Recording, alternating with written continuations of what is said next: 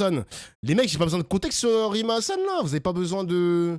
Non, parce que je pense qu'ils vont revenir sur le vote sur Boualem Sansal. On sait que Rima Hassan, elle a voté contre. Voilà, elle a voté contre. Les déclarations, elle a fait aussi un thread Twitter. On a beaucoup commenté ça la semaine dernière. Et là, Manuel Bompard revient là-dessus. Donc, on va écouter les 5 dernières minutes. Et ensuite, on va analyser tout ça.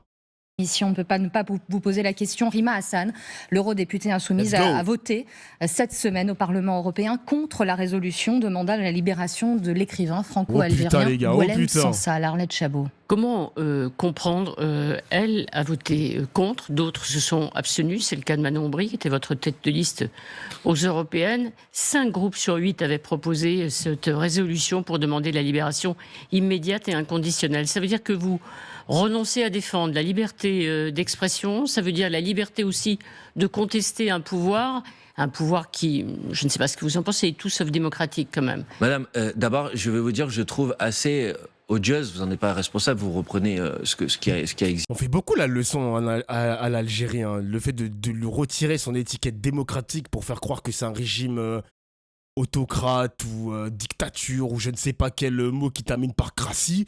Mec, ça me tabasse. Maintenant, on dit plus l'Algérie, on dit régime. Ça me fume cette... je sais pas. Existé depuis vendredi, la focalisation exclusive sur Rima Hassan. Vous savez, il y a d'autres députés européens qui ont voté contre, de la France Insoumise, y compris, qui n'ont pas voté cette résolution. Oui, on l'a dit, pas voté aussi. C'est Maforo, oui, mais sur le bandeau, il y a marqué Rima Hassan. Pourquoi ? Parce qu'elle s'appelle Rima Hassan. Je trouve scandaleux la manière avec laquelle elle a été, elle, pointée de manière individuelle. Ça, c'est la première chose que je veux dire.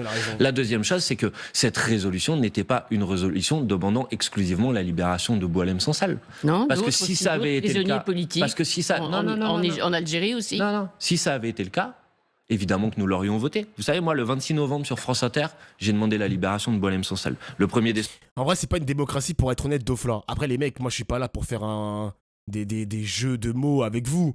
Je dis simplement que dans le narratif, quand on parlait de l'Algérie, par exemple, il y a 2 ans ou 3 ans, on n'a jamais décrit l'Algérie comme un régime autoritaire, comme une dictature ou je ne sais pas quoi. On disait simplement l'Algérie. Je vous jure, les mecs, on disait simplement l'Algérie.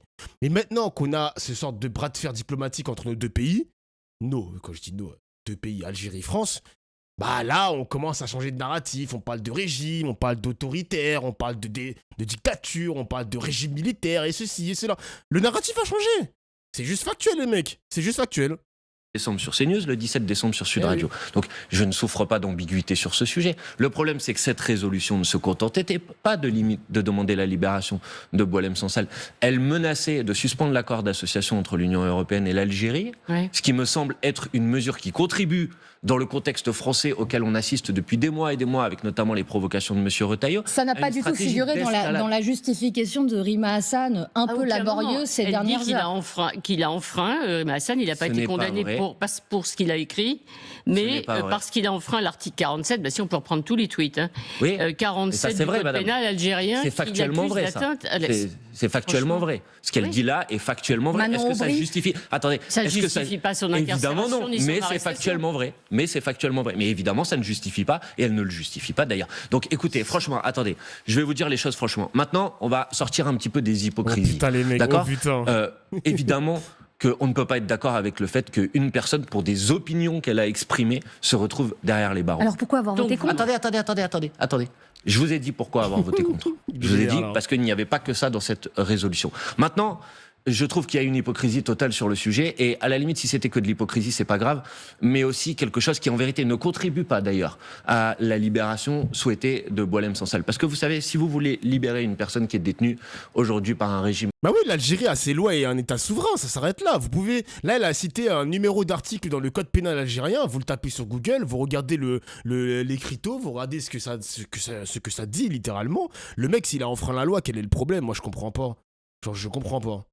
Étranger, vous le faites par là. Et puis les gars, faut pas tomber dans le piège aussi, parce que n'oublions pas, dans le thread de Rima Hassan, elle explique aussi qu'il a enfreint la loi sur le code pénal, etc. Mais il y a aussi cette instrumentalisation de l'extrême droite. La plupart des personnalités qui ont voté, c'est la droite et l'extrême droite. Donc évidemment, ils se servent de Boualem Sansal pour essayer de discréditer la France Insoumise, discréditer Rima Hassan.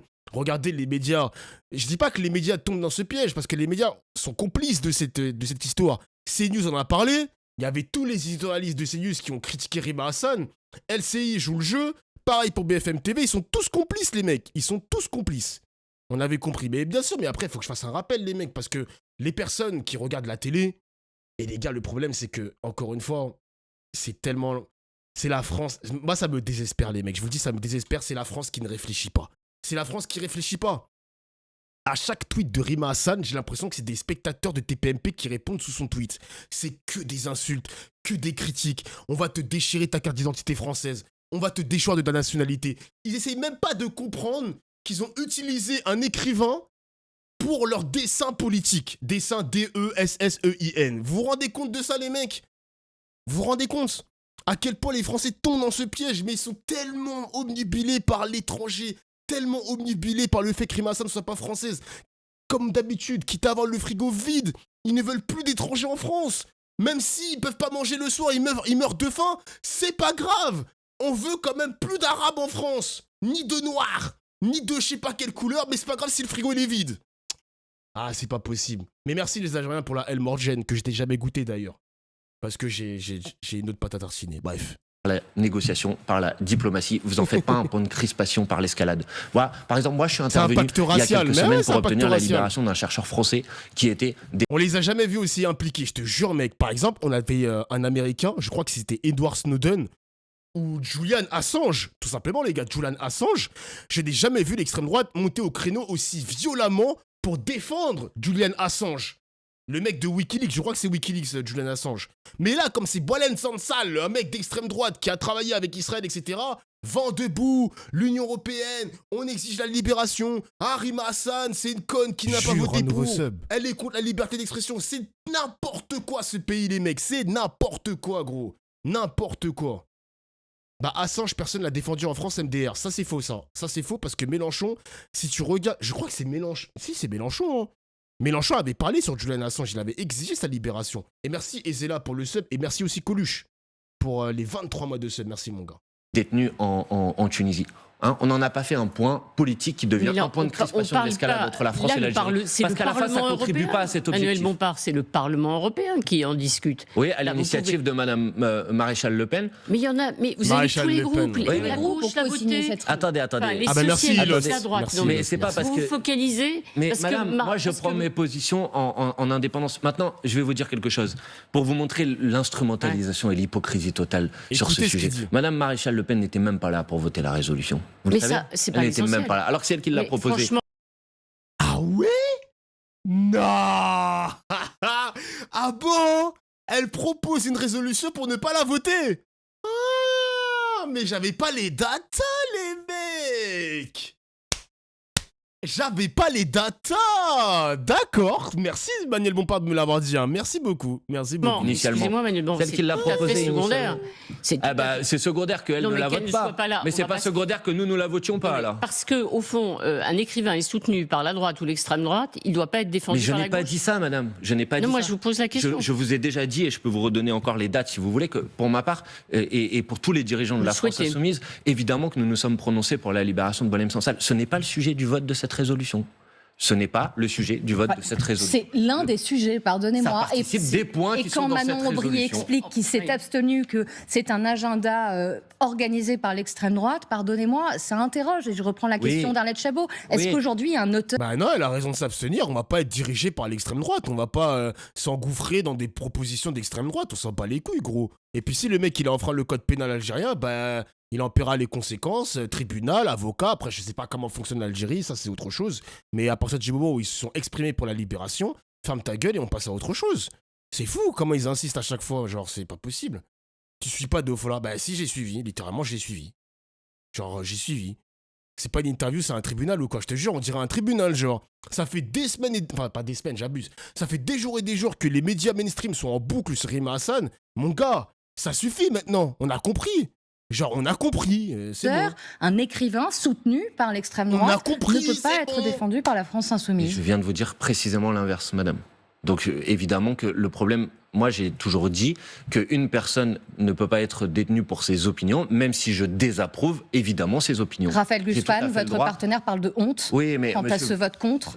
Vous voyez, M. Glucksmann parle de honte. M. Glucksmann, par exemple, a donc voté une résolution qui envisage de suspendre l'accord d'association entre l'Union européenne et l'Algérie. Mais par contre, il a toujours refusé de signer les propositions de résolution, les propositions d'appel qui lui ont été faites pour suspendre l'accord d'association entre l'Union européenne et Israël après le génocide à Gaza. Donc vous voyez, moi j'ai pas d'indignation à géométrie variable. Quant à ceux maintenant qui veulent me donner des leçons sur la liberté d'expression, vous savez que M. Julian Assange a été poursuivi par les États-Unis aux quatre coins du monde pour avoir dévoilé des informations. À l'époque, nous avons proposé une résolution à l'Assemblée nationale pour demander son asile et sa protection. Les macronistes ne l'ont pas voté, la droite ne l'a pas voté. Alors pourquoi ce qui semble les indigner pour M. Boualem Sansal ne les a pas indignés pour M. Julian Assange? Moi, je ne cherche pas à avoir d'opposition à la géométrie variable. Il y a des questions de principe. On n'enferme pas une personne en fonction de ses opinions. Quand M. Christian Taine, qui est un leader qui est aujourd'hui en prison en France, ils sont où les grands esprits de la liberté d'expression pour s'exprimer sur ce sujet? En fait, ils n'ont pas compris un truc. Et je vais te répondre aussi à Tao, c'est que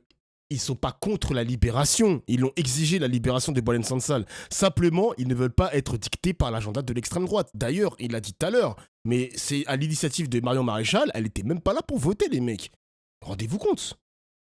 Mais de fait, ça ne te pose pas problème qu'un Français soit détenu à l'étranger pour des motifs politiques, quand bien même c'est selon le code pénal algérien. Donc la Chine, la Russie et les États-Unis peuvent faire ce qu'ils veulent et incarcérer leurs opposants. On doit... Moi, je le dis personnellement, s'il a enfreint les lois algériennes, il faut qu'il se fasse juger. Après, s'il a été arrêté arbitrairement, il faut le libérer, évidemment, les mecs. Mais encore une fois, il faut replacer le contexte. Il faut se dire que pourquoi on exige la libération de ce mec, qui le demande, dans quel contexte, à quel moment de l'agenda politique. Les gars, je suis désolé, il ne faut pas tomber dans les pièges de l'extrême droite, parce que c'est eux qui dictent l'agenda, c'est eux qui dictent le narratif, et ensuite ça tombe dans les oreilles des médias, qui sont ensuite repris, qui font un édito, qui discréditent ensuite Rima Hassan. Faut pas tomber dans ce genre de piège, les mecs. Et ça, la France Insoumise, ils ont raison de voter contre ou de s'abstenir. Parce que ce n'est pas l'extrême droite qui va diriger le calendrier sur M. Boualem Sansal. Est-ce qu'il faut le libérer? Est-ce qu'il faut faire un débat? Est-ce que Nanali, etc., etc. Genre, moi, ça m'intéresse pas. Je vous le dis, ça m'intéresse pas. C'est pour ça que la gauche n'avancera jamais. La gauche, pour moi, ne sera jamais les suiveurs de tendance. C'est pour ça, des fois, les gars, quand vous parlez de fenêtre d'Overton, quand on parle de l'immigration, ça intéresse tout le monde, etc. C'est pour ça, des fois, la gauche, quand Manon Aubry avait été invité sur CNews pour parler justement de tout et n'importe quoi, mais pas l'immigration, quand la journaliste parle d'immigration, elle avait dit « Ah, mais vous m'avez invité, vous m'avez dit qu'il y avait très peu de sujets sur l'immigration, je suis pas venu pour ça, etc. » La gauche ne devait pas se faire dicter par les médias, les mecs. C'est eux qui doivent imposer le tempo. Parce que la plupart du temps, les mecs sur les sujets anxiogènes, etc., c'est l'extrême droite qui impose le tempo. Non, il faut que ça change, les mecs. Il faut que ça change. C'est bon, ça suffit maintenant. Ça suffit. C'est pas possible, ça. Au gouvernement algérien de libérer... Attends, tu tombes dans ce piège, attends. Monsieur Sansal. Mais évidemment, je l'ai déjà fait 3 fois, madame. Bah, d'accord, non, mais je veux dire, pour que les choses soient tout à fait claires. Évidemment. Je rappelle quand même, dans le projet de résolution, il y avait la demande de libération des opposants politiques, des journalistes qui ont critiqué le gouvernement algérien. C'est ça qui était aussi... Mais moi, j'applique les mêmes règles dans tous les pays, madame. Dans tous les pays. Donc, en France aussi. Et c'est très clair. Merci. Aux États-Unis aussi. Merci beaucoup, Emmanuel Bompard. Merci Bompard. Il a raison.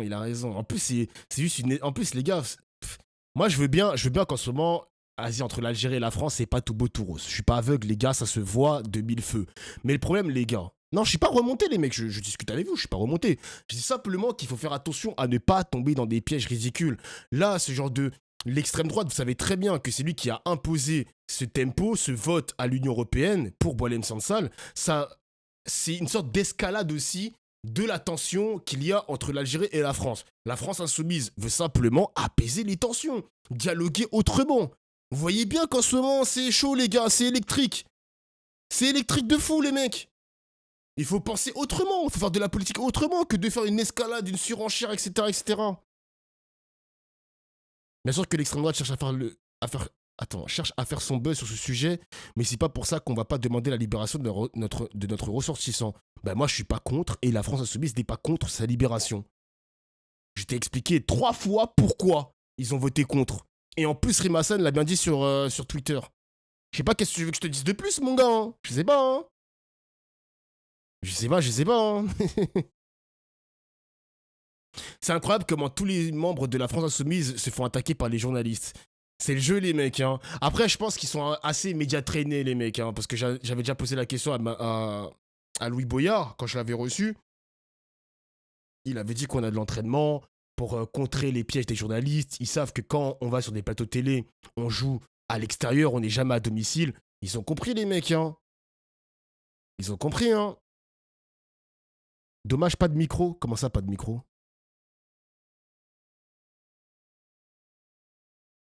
Ah bon, j'ai pas compris. Je n'ai pas compris.